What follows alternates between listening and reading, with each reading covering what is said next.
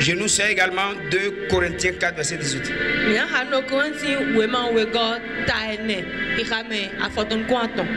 2 Corinthiens 4, verset 18 dit ceci. Un poids éternel de gloire, parce que nous regardons non point aux choses visibles, mais à celles qui sont invisibles. Car les choses visibles sont passagères, et les choses invisibles sont éternelles.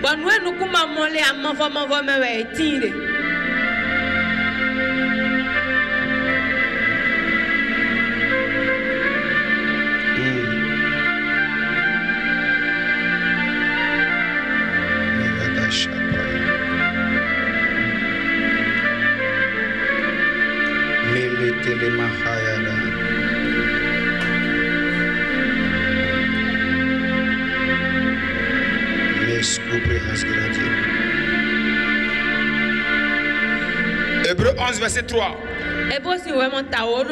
Hébreux 11, 3 nous dit ceci. C'est par la foi que nous connaissons que le monde a été formé par la parole de Dieu, en sorte que ce qu'on voit n'a pas été fait des choses visibles.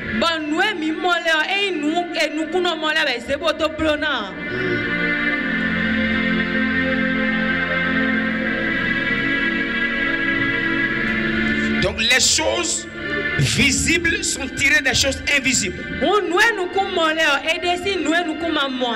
Alléluia, vous êtes là? Si tu vois ton voisin qui a sommeil, dis-lui pardon, s'occupe là. C'est ton culte, tu ne dois pas dormir.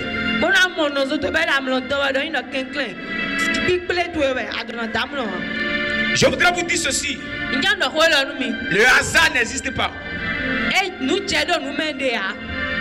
Le hasard n'existe pas. C'est d'ailleurs le thème de cette matinée. Le hasard n'existe pas. Je voudrais te confirmer ce matin que le hasard n'existe pas. Et la Bible nous confirme que les choses visibles sont tirées des choses invisibles. Autrement dit, tout effet visible que tu as d'abord vient d'un effet invisible.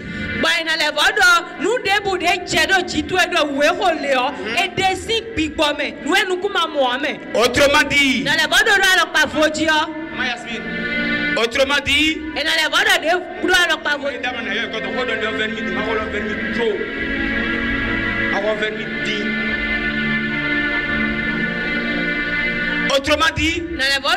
si quelque chose ne te touche pas en esprit, cette chose n'a pas le pouvoir de te toucher physiquement. Autrement dit, c'est parce que ça t'a touché spirituellement que tu l'as remarqué physiquement. Si les choses visibles sont tirées des choses invisibles, même la maladie que nous remarquons physiquement vient d'abord du monde spirituel, parce qu'on a été affecté quelque part. Il y a eu des symptômes maintenant qui se manifestent.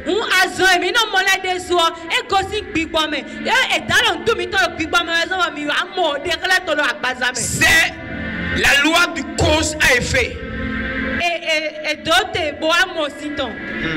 C'est la loi du cause à effet. Ça veut dire, s'il y a des faits quelque part, c'est parce qu'il y a de causes. Je voudrais te dire ce matin que rien de ce que tu traverses dans ta vie n'est le fruit d'un hasard.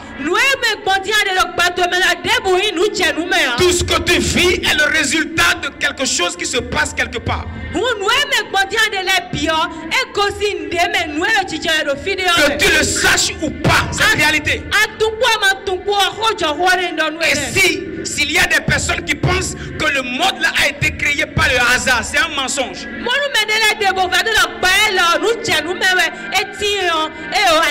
Le monde là est tiré de notre monde qui est spirituel. Dis avec moi, je suis spirituel. Aide-moi.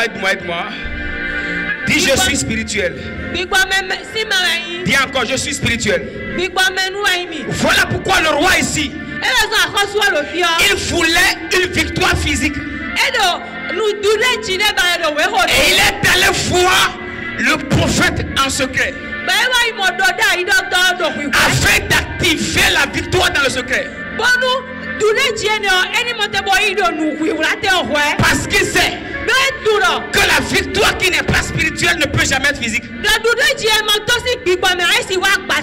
Touche ton voisin et dis-lui, la victoire qui n'est pas d'abord spirituelle ne peut jamais être physique. Mais regarde-moi, je vais te dire quelque chose. Et ça, tu ne vas pas aimer, mais c'est la vérité. S'il est arrivé que tu as vu que tu es tombé physiquement, c'est parce que tu es tombé spirituellement. Le monde naturel n'est que le reflet des choses spirituelles. Si rien ne se passe spirituellement, rien ne se passe physiquement. Le roi est allé voir Élisée. Et il est allé créer sa victoire dans le monde spirituel. Et Élisée lui a dit, prends ton arc, ouvre la fenêtre et tire l'arc. Il a tiré 3 fois. Élisée s'est énervé. Comment tu peux tirer 3 fois? Il fallait tirer 6 à 7 fois. Autrement dit, si tu tirais de 6 à 7 fois, tu aurais détruit tes ennemis jusqu'à leur extermination. Imaginez un instant. Le roi ira à la guerre. Mais il va à la guerre avec l'assurance que les adversaires ont été déjà vaincus depuis la maison d'Élisée.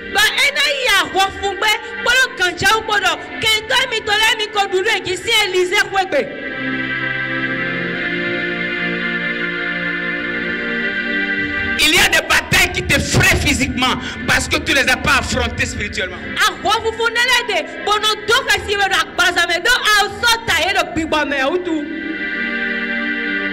Tu les affrontes physiquement et tu veux les détruire. Ça ne marche pas comme ça. Les choses visibles viennent des choses invisibles. Les victoires visibles viennent des victoires invisibles.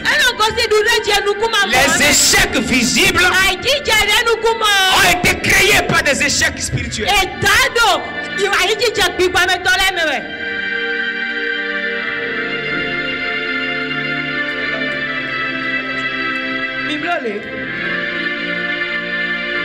Dis avec moi au nom de Jésus. À partir de ce matin, je ne connaîtrai plus d'échecs.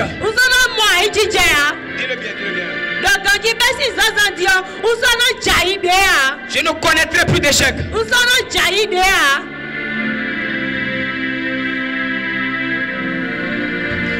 Toute victoire a une fondation spirituelle. Écoutez-moi bien.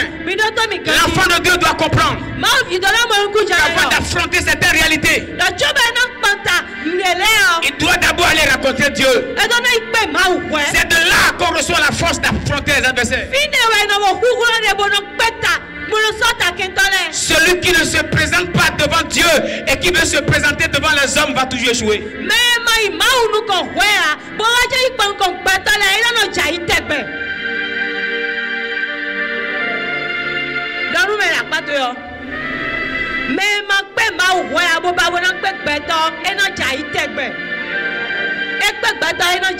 Vous allez remarquer, Moïse, sans avoir rencontré Dieu, voulait sauver les enfants d'Israël. Un seul Israélite qu'il a pu sauver, ça lui a causé la fuite. Sinon on allait le tuer. Parce qu'il n'avait pas d'abord rencontré Dieu. Mais quand il a pris du temps dans la présence de Dieu,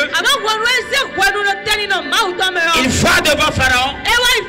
Il n'a pas eu peur.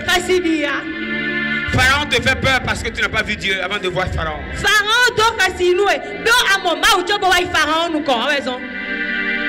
Oh Seigneur, grave ce message dans les cœurs. Que l'esprit d'oubli ne t'attaque pas. Donne-moi moi, amen. Au nom de Jésus. Amen. Moins tu te présentes devant Dieu, moins Dieu va te présenter au monde. Si tu ne te présentes pas devant Dieu fréquemment, Dieu ne te présentera pas au monde fréquemment. Celui qui va dans la présence de Dieu une fois en passant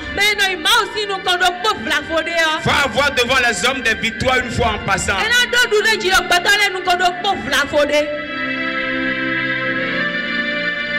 Aujourd'hui, nous n'avons pas un Élysée chez qui il faut aller négocier sa victoire.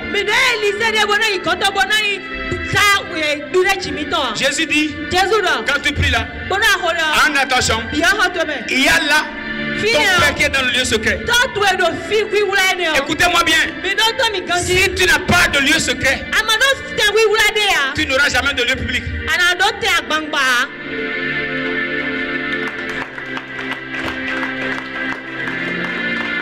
Je répète encore. Si tu n'as pas de lieu secret, tu n'auras jamais de lieu public. Parce que les victoires qui se manifestent au lieu public se négocient dans le lieu secret. Rien n'est le fruit du hasard. Ce que tu vis actuellement, c'est le fruit de ce que tu as créé dans le secret.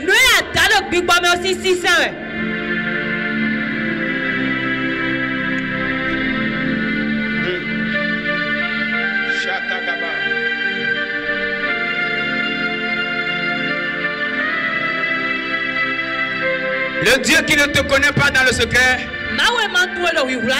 ne te connaîtra pas dans le public.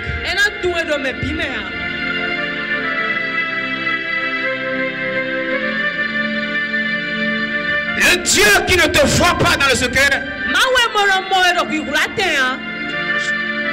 tape la main une fois, tape la main deux fois, tape la main trois fois. Le Dieu qui ne te voit pas dans le secret, tu ne le verras pas dans le public. Je répète. Le Dieu qui ne te voit pas dans le secret, tu ne le verras pas dans le public. Autrement dit, si tu veux voir Dieu tangible en public, Dieu doit te voir aussi fréquemment. Il doit bien te voir dans ton lieu secret. Et quand tu vas dans le lieu secret, tu lui parles et tu lui dis, chant du Bénin et sa cavalerie.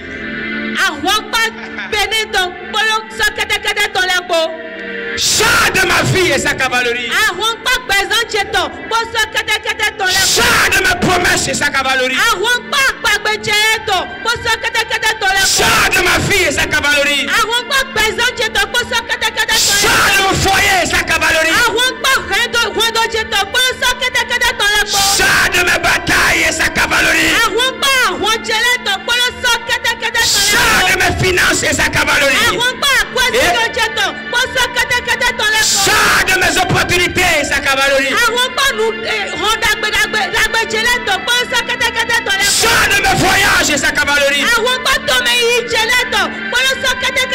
Après avoir parlé de la sorte, et maintenant la Bible dit, Élisée a déposé sa main sur la main du roi.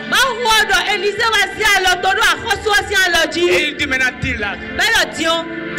Lorsque tu iras le voir comme étant le char et la cavalerie de ta vie, sa main sera posée sur ta main. Ainsi tes mains ne peuvent rien faire si ce n'est que de réussir.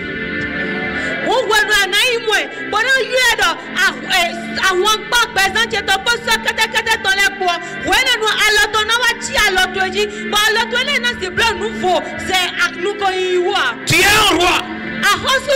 Dis je suis un roi. Dis je suis un roi, je suis une reine. Dis bien je suis un roi, je suis reine. Mais ma royauté s'affermit dans le lieu secret.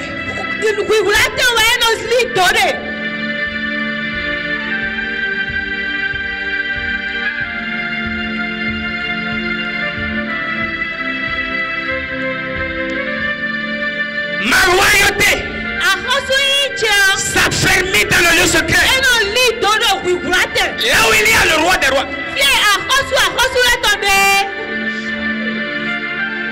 C'est là où il y a le roi des rois que ta royauté peut s'affermir. Je ne sais pas de qui. Ta royauté deviendra solide dans la présence du roi des rois.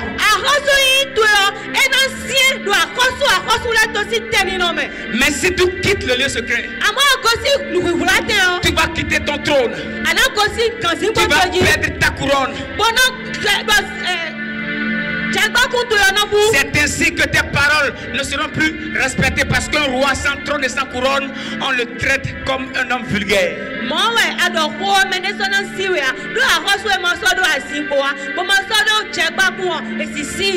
Lorsque le président est toujours au pouvoir, il a d'autorité de décision. Mais le jour qu'il quitte, on ne le traite plus comme le président. Quel que soit le respect qu'on peut lui donner, il a quitté le pouvoir. Il n'a plus les mêmes pouvoirs. Il y a quelqu'un, ne quitte pas la présence de Dieu. Pardon, si tu vois quelqu'un dormir, il faut le chiffrer en moment. Dis-lui des messages du genre, tu ne peux pas l'écouter en dormant. C'est un péché.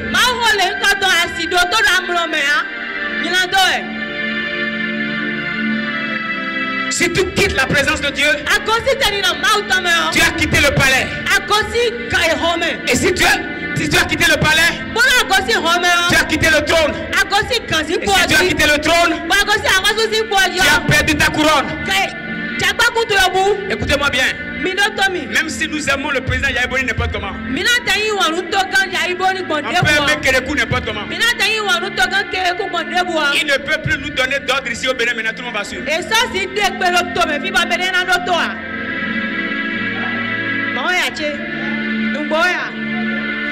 Même si tu l'aimes n'importe comment, celui qui est au pouvoir actuellement, c'est lui qui a droit de décision. Donc même si on t'aime, frère, même si nous t'aimons beaucoup, et tu sors de la présence de Dieu, tu as profané.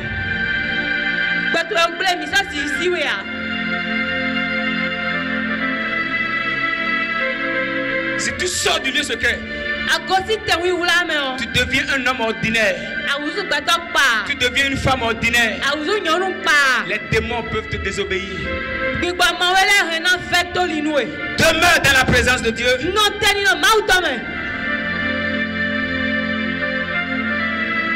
Car c'est ainsi que tes paroles seront des décrets irrévocables et irréversible dans le monde spirituel.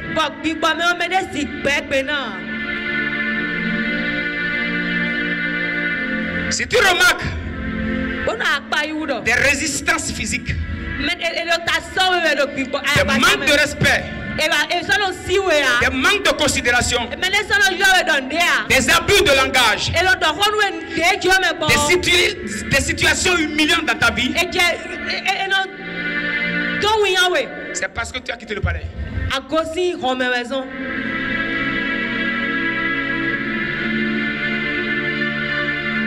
Sinon, aussi longtemps que tu seras au palais, on ne peut pas te traiter de manière vulgaire.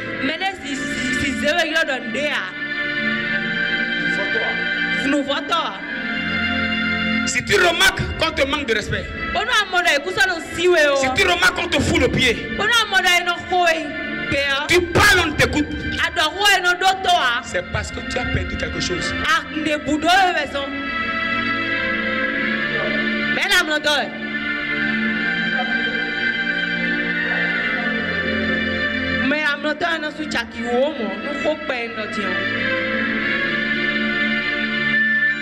Si tu remarques qu'on foule tes décisions au pied,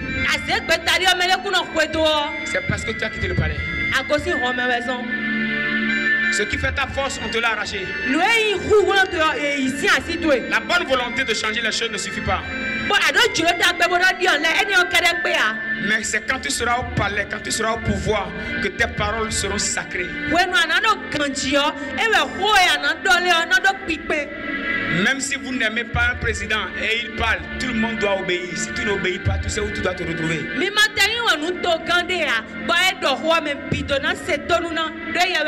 Parce qu'il a le pouvoir. Regarde quelqu'un, dis-lui, tu as toujours le pouvoir ou bien le pouvoir t'a déjà quitté. Tu as toujours le pouvoir. Ou bien c'est sur toi qu'on exerce le pouvoir. Maintenant, dis-lui, on ne résiste pas au roi. Un roi qui est toujours sur le trône, on ne lui résiste pas. Alors, si on te résiste, hein, c'est la preuve que tu as quitté ton lieu secret. Et dans ce culte, même après ce culte, retourne au palais.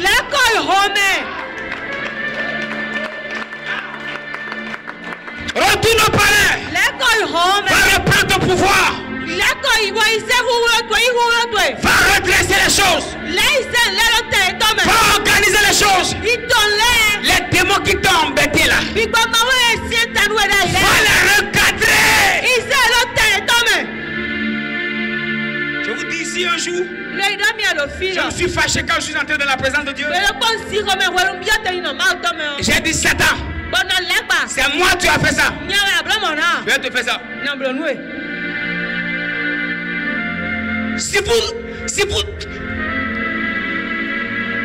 Si vous reprenez votre possession, le pouvoir que vous avez commence une autre manière d'exécution.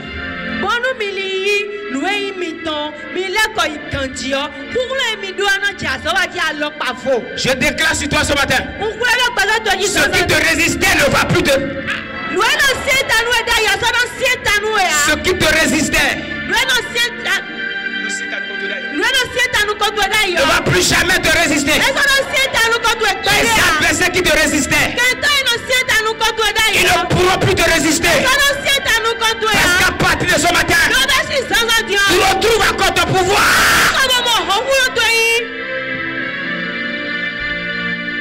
Et quand tu vas commencer à parler, tes décisions seront des ordres. Et personne ne pourra trépasser tes ordres. Il est écrit, Jésus a fait de nous des rois et des sacrificateurs. Est-ce que je parle au roi dans la salle? Est-ce qu'il y a un roi dans la salle? Et avec moi je suis le roi. Je ne perdrai pas mon trône. Au nom de... Si je l'avais perdu, je le reprends ce matin. Dis avec moi, je le reprends. Dis encore, je le reprends. Dis bien, je le reprends.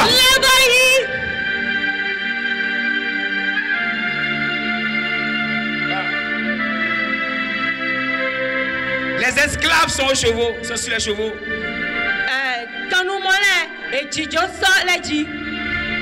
Et les princes sont à pied. Lorsque j'ai réfléchi ce verset, je me suis demandé qu'est-ce qui est arrivé jusqu'à ce que les princes soient en train de marcher à pied et que les esclaves maintenant soient sur les chevaux et que ce soit les princes qui sont en train de les accompagner maintenant.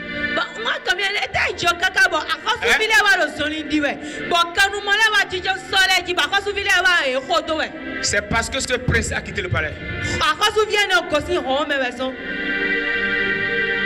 Sinon, un esclave ne peut pas prendre le cheval du prince.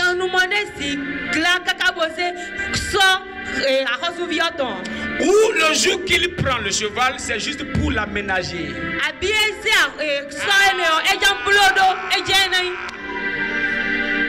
C'est juste pour l'aménager pour le prince. Je déclare dans ta vie, si un esclave avait déjà pris tes chevaux, je décrète ce matin, c'est seulement pour l'aménager. C'est seulement pour l'aménager. Ce n'est pas pour que toi tu sois en train de marcher à pied. Regarde-moi, non! Je refuse de marcher à pied et que mes esclaves soient sur mes chevaux. C'est pour cela je retourne au palais.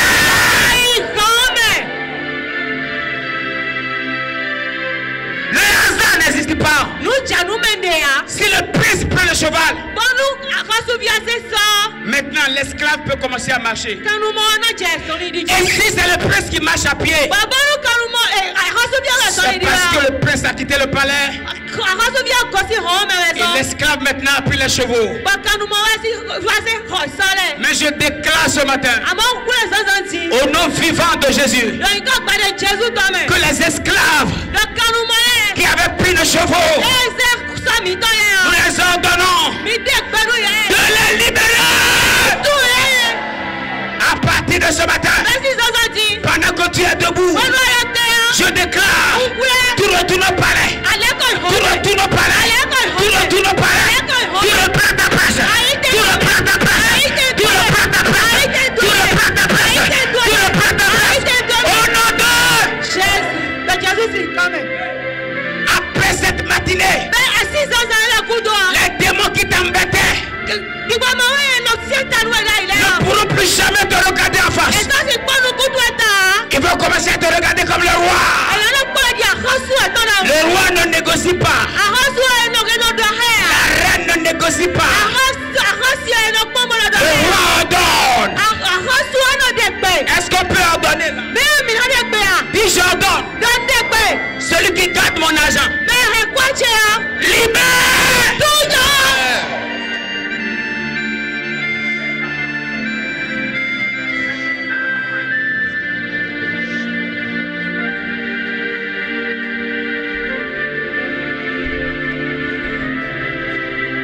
Situation dans ta vie.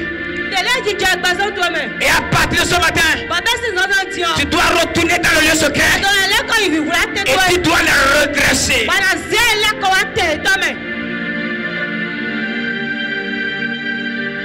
Je vous annonce, ce matin, je déclare la guerre.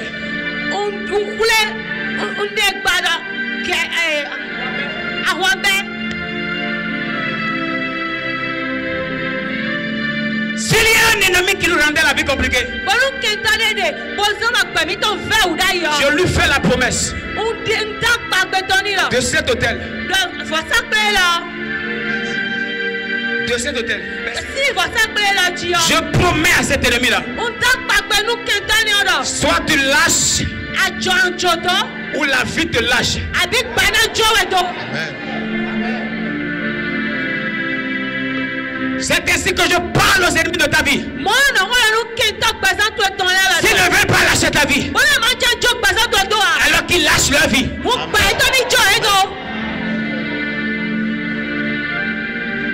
Ça passe ou ça passe. Ça casse pas. Ça passe ou ça passe. On gagne ou on gagne. Amen. Quand le roi parle, il n'est pas dans la mentalité que sa parole soit contredite. Dites avec moi, à partir de ce matin, ça passe ou ça passe.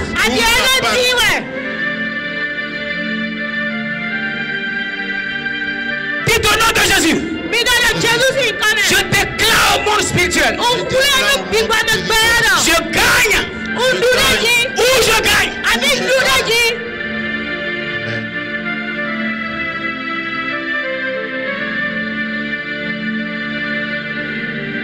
Je parle au roi ce matin. Tu dois reprendre ta place. Retourne au lieu secret. Là où les bonnes choses se décident. Là où les belles victoires se signent. C'est dans le lieu secret.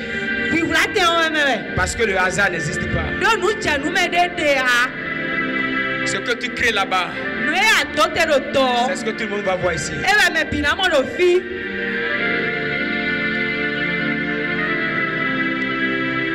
Dis à quelqu'un, ça doit passer.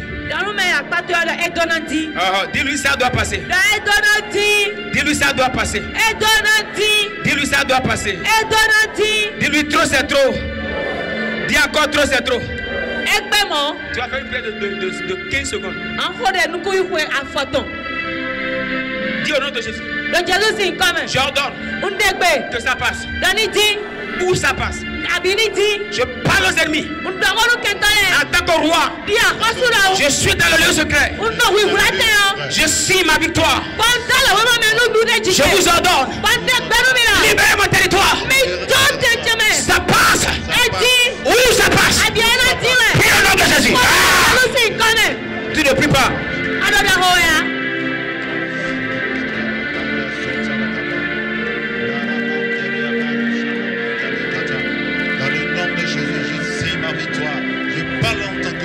Dans le nom de Jésus, ça passe ou ça passe. Je déclare dans le camp de mes ennemis, ça passe ou ça passe.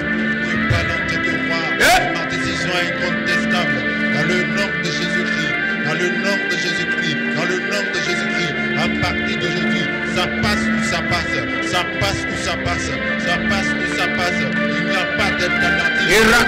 Dans le nom de Jésus-Christ. Dans le nom de Jésus-Christ.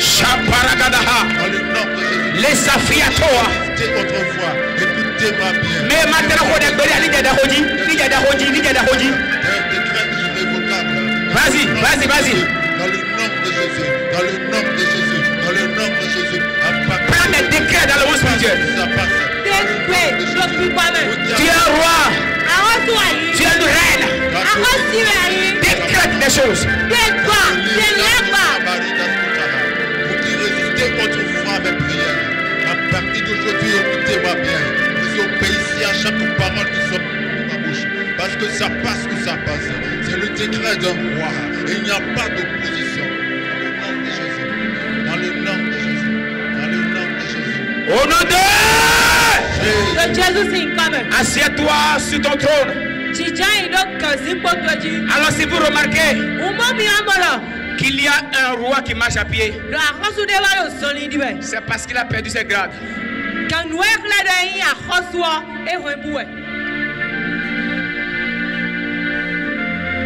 C'est parce qu'il a perdu ses grades. Et là, tout peut lui résister. Et quand vous voyez aussi un roi qui n'a plus de décision, il n'a plus de décision, où tout lui est compliqué. C'est aussi la preuve que Dieu l'appelle à un trône plus élevé et il refuse de payer le prix.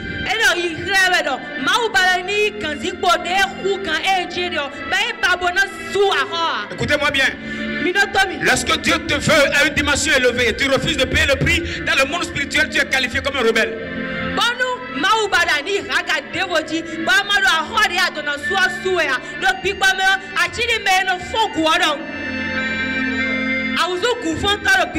Je répète encore. Quand Dieu t'appelle à des grades plus élevés et tu refuses de payer le prix dans le monde spirituel, est-ce que tu es en désaccord avec Dieu? Tous les démons te regardent comme un rebelle et ils te voient comme une bonne cible à abattre.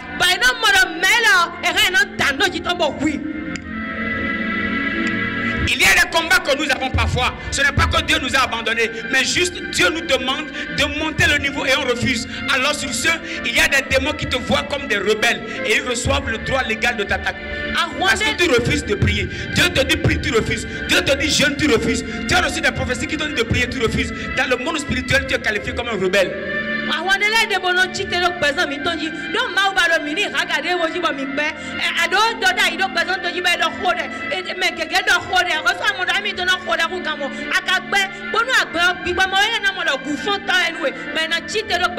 Et ils vont t'attaquer. Et désolé, Dieu ne fera rien.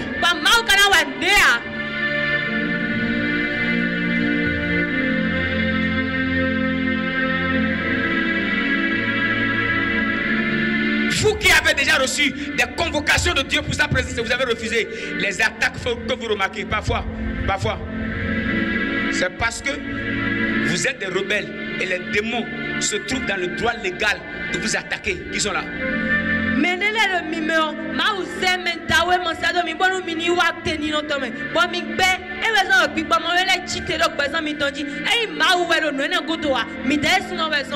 Et les anges aussi te voient comme un rebelle. Quand tu les appelles, ils ne répondent pas. Eux, ils sont obéissants. Toi, tu es un rebelle. Tu n'as pas d'ordre à donner si tu es un rebelle.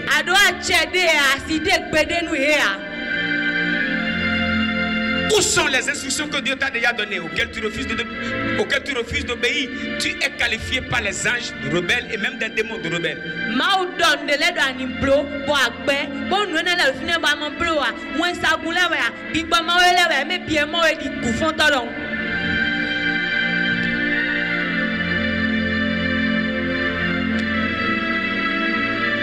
J'ai écouté un message de l'apôtre Dra Mawena du Togo cette semaine.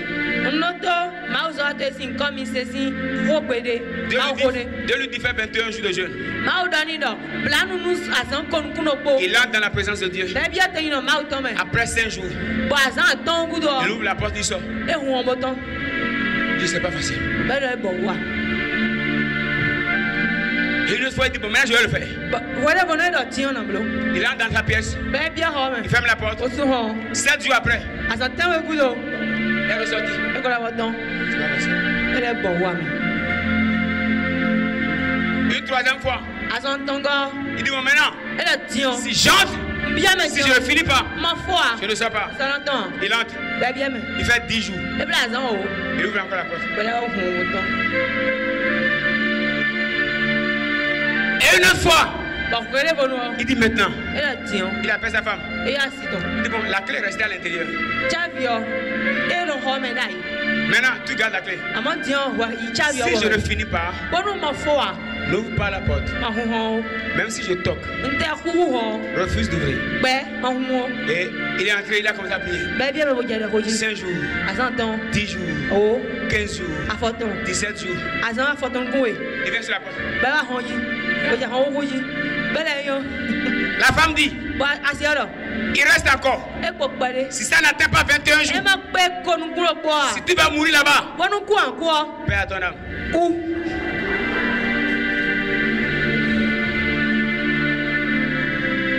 18 jours, 19 jours, 20 jours. Et ce qui m'a touché dans l'histoire, il dit le 21 jour, le 21e jour, un ange de Dieu lui apparaît et commence à lui parler du futur de son ministère. Il dit quand tu vas sortir d'ici, fais ceci, fais ceci, fais ceci. Voici ce qu'il te faut pour que tout s'éclore. Les choses ne changeaient pas parce que tu ne connaissais pas ceci. Applique ceci, prie comme ça, jeûne comme ça. Voici ton ministère. Le 21e jour, c'est le 21e jour que l'ange est venu. L'ange n'est pas venu le 20e jour. Et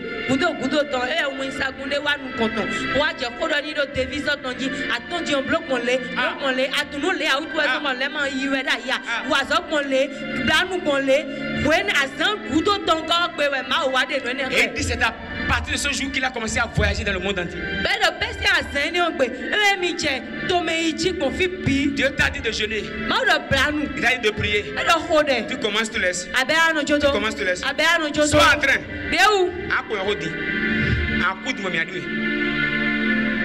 Si tu ne le fais pas, tu seras qualifié comme un rebelle.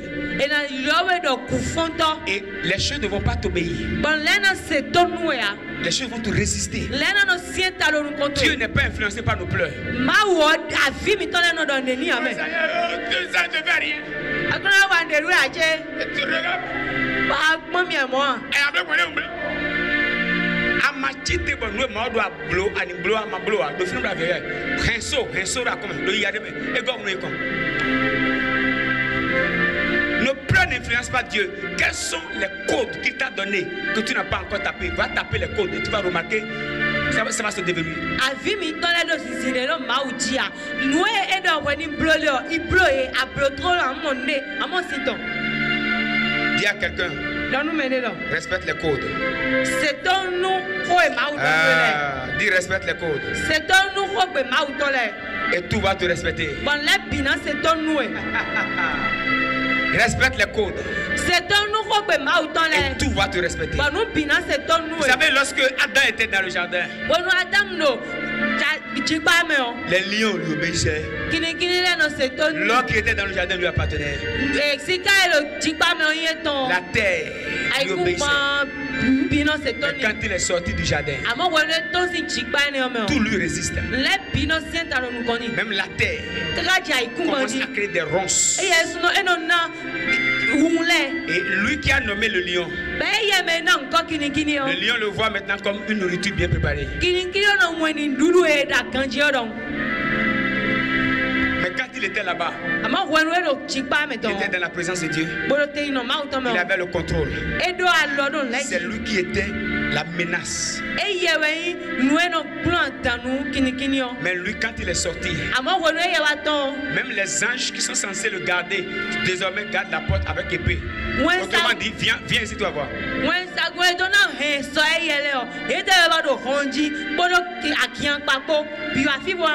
Si tu sors du palais, les militaires qui doivent te garder vont commencer à te chasser.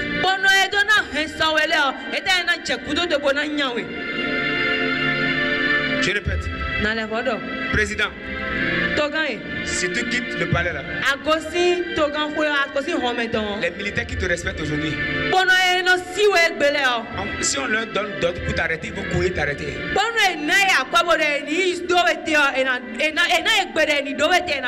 Voilà pourquoi on ne va pas sortir du palais.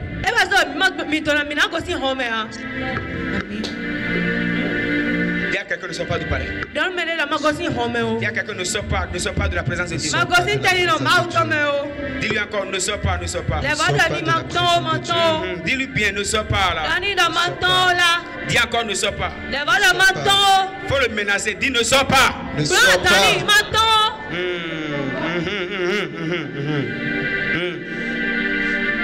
Oh, si longtemps que l'héritier demeure enfant, il ne diffère rien d'un esclave.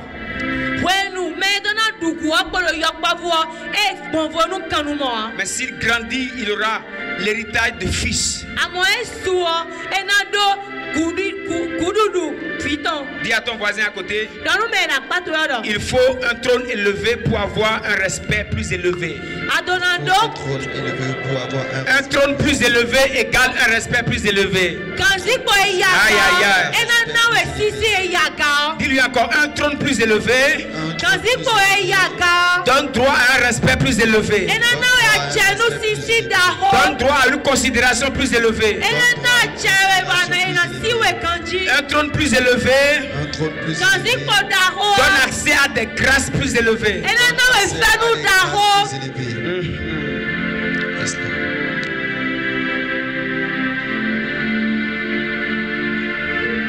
Quand tu résistes au diable, c'est lui qui est le chef de la résistance. Quand tu lui résistes, la maladie ne te résiste plus. L'argent ne te résiste plus. Le travail ne te résiste plus. Le monde spirituel ne te résiste plus. Mais quand tu résistes à Dieu, lui qui a le pouvoir sur tout, l'argent te résiste. Le travail te résiste. Les démons te résistent. Les anges te résistent. Ton mari te résiste. Ta femme te résiste. Tes enfants te résistent. Le vent qui souffle te résiste. Le soleil te résiste. La lune te résiste. Et tout te résiste parce que tu résistes à Dieu. Je viens parler à un roi ce matin.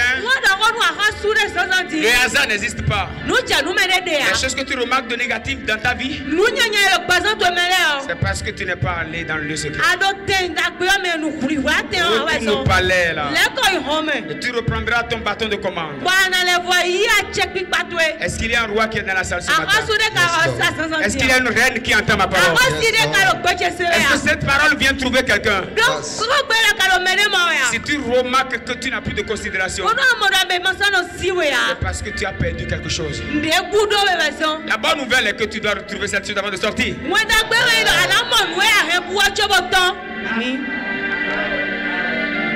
La bonne nouvelle est que ce que tu as perdu et on ne te considérait plus, tu dois retrouver ça ce matin. Il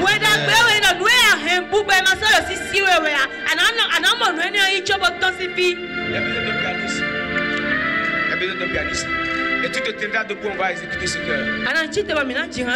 On va faire une prière de 3 minutes et on va rentrer. S'il te plaît, n'oublie jamais ce message. Le hasard n'existe pas. Si tu crées les bonnes choses, tu vas voir les bonnes choses. Décide d'être un fou dans la prière. Prie jusqu'à ce que les choses tombent. Décide de rester dans la présence de Dieu jusqu'à ce que tout soit décanté. Si tu croises les bras, sache que tes ennemis ne vont pas croiser les bras. Si toi tu détaches tes bras, les ennemis vont croiser les bras et ils vont commencer à t'écouter. Si toi tu fais comme ça, ils auront des droits et des pouvoirs sur toi. Ce qui n'a jamais été la volonté de Dieu. Voilà pourquoi on va prier ce matin. Si j'avais perdu un pouvoir, ce pouvoir revienne. Écoutez, il y a vos ennemis qui vont commencer à pleurer dans les quartiers parce qu'ils vont se demander, attends, qu'est-ce qui lui est arrivé maintenant? Qu'est-ce qui lui est arrivé? Qui l'a réveillé? Qui l'a réveillé?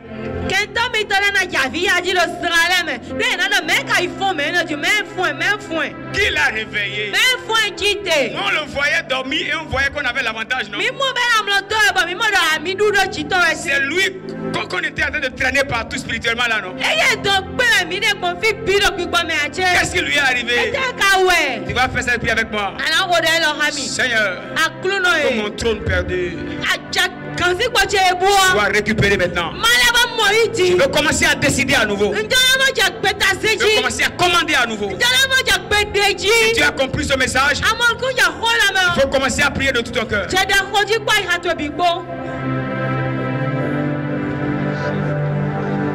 Seigneur, baptise-moi de ton esprit.